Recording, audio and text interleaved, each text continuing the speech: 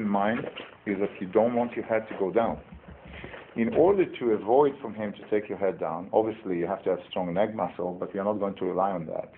As you insert his hand and you feel his hand behind you, if you don't have the force to straighten your head back, put your hands on your forehead, right? So like that. Now try to press my head down.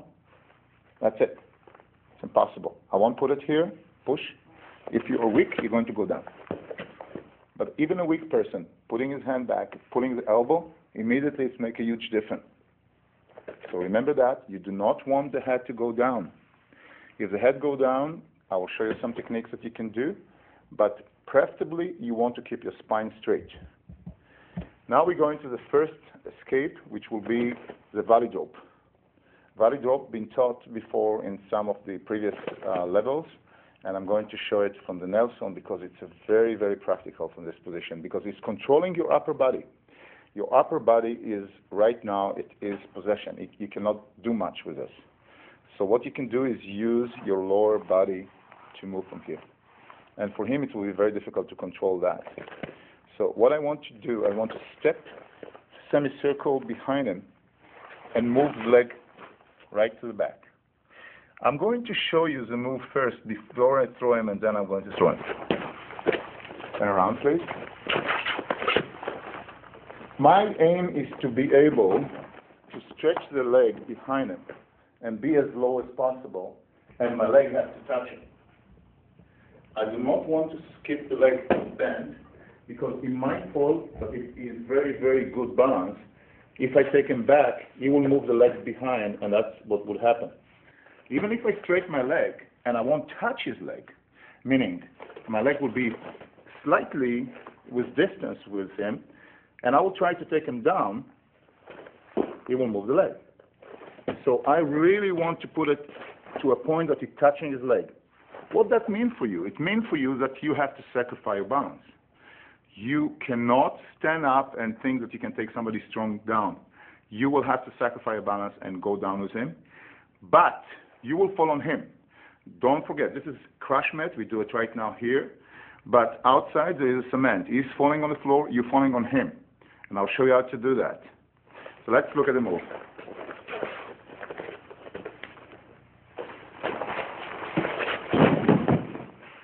I'm very comfortable. I'm falling right on him, very close to his head. I'm not touching the floor.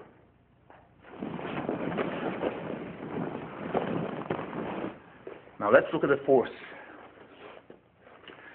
If I maintain a straight spine, meaning I'm not bending forward, because if I'm bending forward, I have to push back first, and my spine is straight, I'm taking a very little step behind him. So the step that I'm doing first has to be as close as possible to his leg.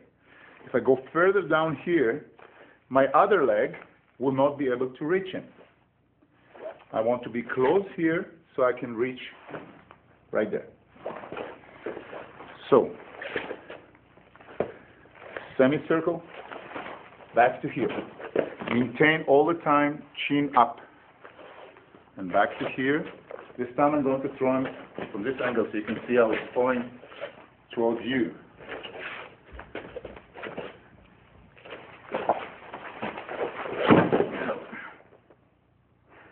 Very comfortable for me. He's going right here. This is going to be the going, standing up, and you're in good position.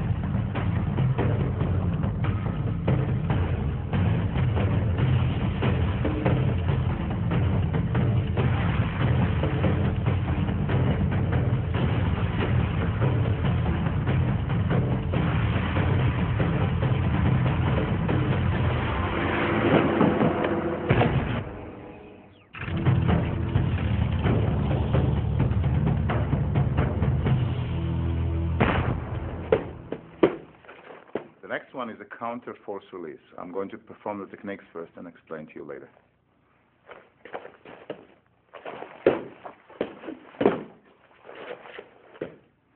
Let's see the move and understand what I do. As we remember from previous chapters, when I'm held in this position, I want to distract him. Pressure points to the legs and to the knees will be crucial. I'm lifting and going right with the heel to just tap the toes right here. This is one, forward and to the knee. When I do that and he's distracted, now I'm performing the techniques. What I want to do is to do 3 different forces at the same time. Now I want you to watch. Say that you're a very strong person and he's not so strong, which is nice, right? What you do is just putting pressure down here and raising your head up, and you open up. Well, it sounds easy, but most of the people will not be able to do it if the guy is stronger than them. So what you want to do is to do it with momentum. This is what I do. I'm lifting my hand up, and if I push my hand down, I will have more force, but that's not enough. While I'm doing the hand down, I'm going to raise my head back like a headbutt. At the exact same time, I'm going to do this. This is going back, this is going down. His finger is going to slide like that. But that might be not enough for some people. This is why we do the jump. So I know, let's go for a second. But now when the fingers are here, I want to create as much pressure down here and opposite pressure here. So it's a counter force. This is one force going down here and the other one going here. For this one, we understand that we have to push the head back at the very right moment, which is exactly when the pressure going here. I want to increase the pressure on his elbows. So lifting the hand and take it down is one way. But doing it with a jump, meaning I'm jumping, and as I'm landing, I'm putting a lot of pressure while I'm lifting my head. See, everything at the same time will allow you to release yourself from the Nelson. Let's see it one more time. It's all at the same time. Elbow to the face, stay away from him.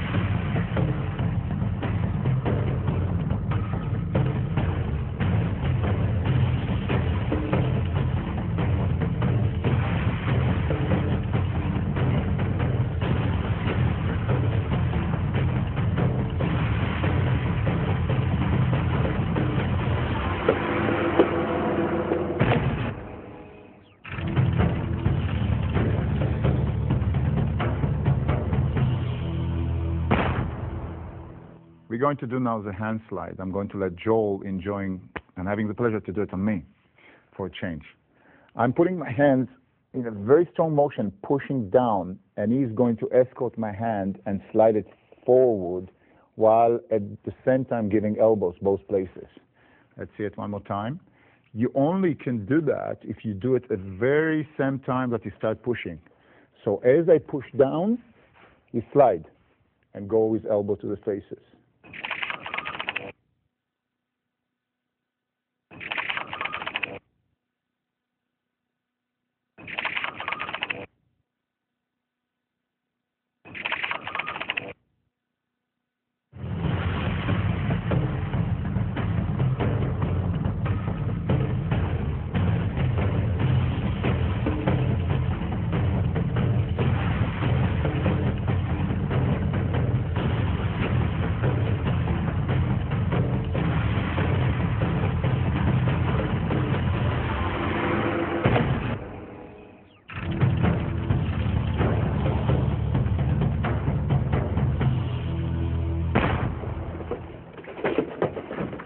In combat survival, we teach you a lot of techniques from different positioning. Some of the techniques are good for big people, some are for small people, some for very, very strong, and some for very agile and so forth.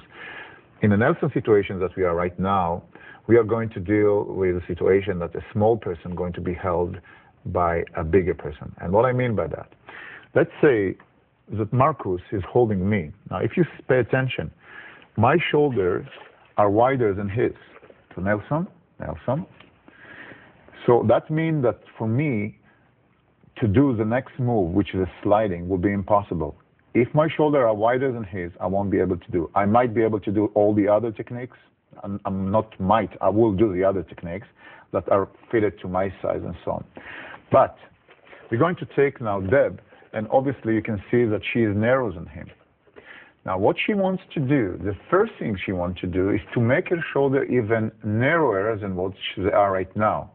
So she is crossing her hands up. We're going to take the same shot now from the back. You let go for a second, and she's going to stand with the back to the camera, and now she's going to narrow her shoulder by crossing and bring it to this position. This is actually a very surprising attack. As soon as she is doing that, she is sliding down, and it's an unexpected move. Now you're going to see that as she's going to cross her hand, she's sliding right down. In fact, as bigger as the attacker, it's easier for her. For instance, I will hold her this time. You see my shoulders, and now I'm holding her, and I'm holding her really tight, and she will still slide, even if I close my hands. It's a very surprising.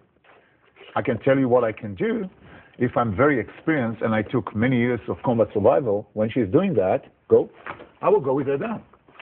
But that requires a little bit of skill. Most of the people in the street don't know how to do that. So, again, as she's sliding, she's using the fact that she narrows in me and slide down. Now from here, she can do a lot of different damage, which is going to show now on Marcus. So one more time, she's sliding down. And now, she can lean on one hand down, turn her face to the attacker, and kick the knee from the inside. That's a very devastating kick right there. And from there, she's rolling forward and disappear.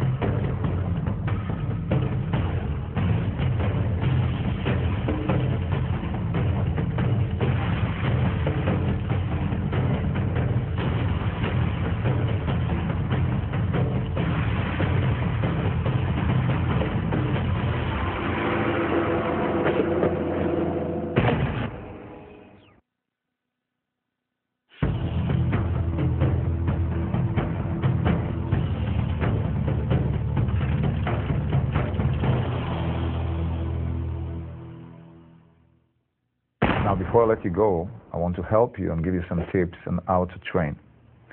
Sitting at your home watching the DVD is great, but basically the best thing to do is go down and train. All the techniques that you learn are highly effective only if you drill them to a point that you don't have to think, you just act. And one of the best ways to drill it is not just to take a partner and do it one time me and one time you and so forth. That's a basic part. After you did that, you want to move to surprise attacks. What I'm going to do now, I'm going to teach you how to learn and how to be